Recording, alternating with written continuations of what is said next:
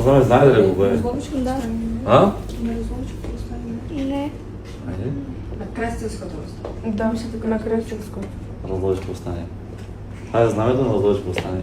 Това е репликата на оригиналното знаме кој што е било во разлогичко остание. Таа година знаете ли што имаме ние многу важно делчево? А? Шо? Врзовци. А? Таа година е јубилејна 150 години од разлогичко остание. Да. И вие ни биде многу драго да бидете наши почесни гости, пошто ние ги направиме голем настан, кој што ќе биде еднаков на настан во Крушево за Илијинско остание, затоа што разлогичкото остание, деца да знаете, е многу поважно од Илијинско остание, затоа што е направено многу години претходно.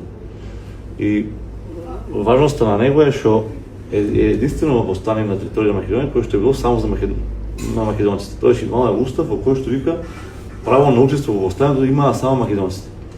Никој друг. И тоа е најчистото македонско востание. И е било на територијата на општина Делчево. Тоест нашата денесна 10-та општина Делчево има чест и привилегија да се пофали дека првото востание на територијата на сегашната Македонија е направено баш во Делчево, тоест во Розловци.